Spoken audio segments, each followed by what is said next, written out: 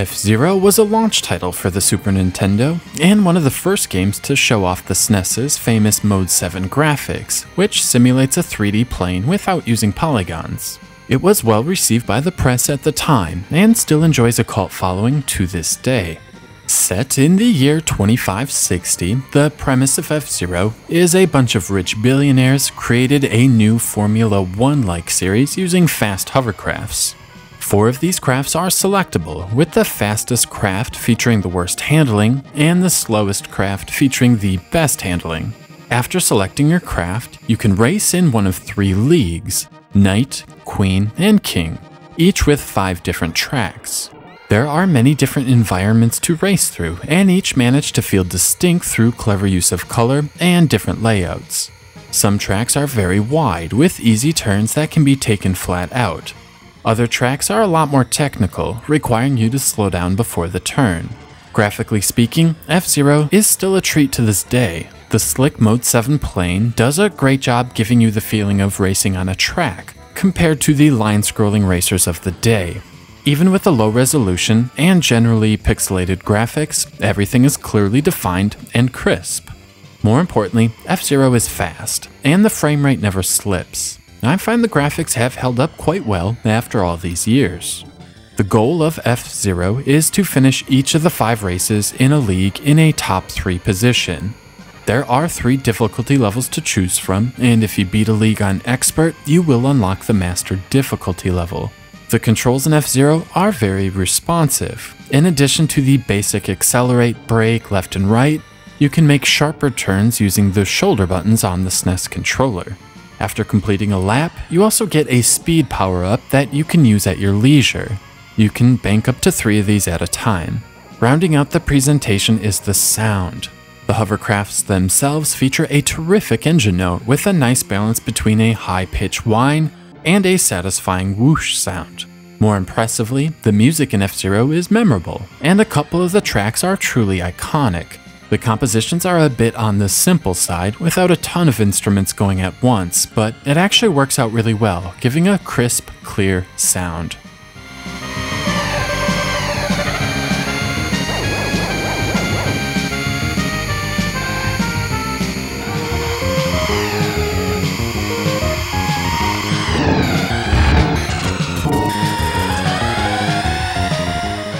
I remember playing F-Zero in the early 90s and struggling to keep my hovercraft on the courses, bouncing from side to side and never really getting anywhere.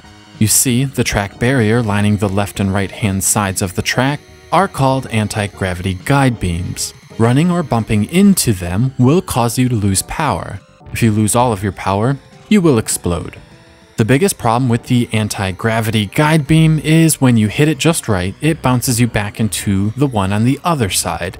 Sometimes F-Zero feels more like bumper bowling than racing. Littered throughout the courses are dash zones. Driving over these will temporarily double your speed, but when cruising along at 1,000 kilometers per hour, your craft is uncontrollable.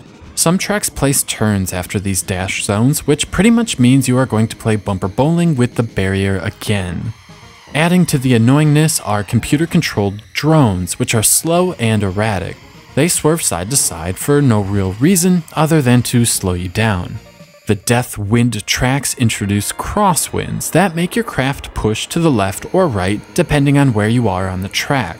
While it is easy to make the correct adjustments on straight sections, passing opponents and obstacles is tricky, which often leads to crashing into the barriers and then bouncing around again. F-Zero doesn't stop there. There is another hazard called a side pole magnet, which pulls your craft towards the side of the track and then drains your power.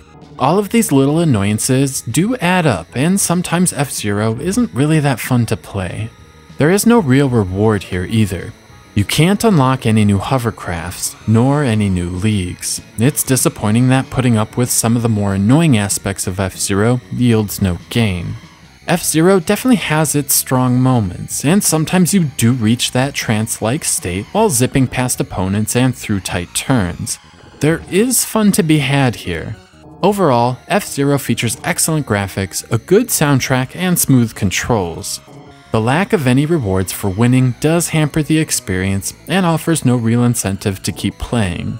Ultimately, the unbalanced tracks keep me from enjoying this as much as other gamers.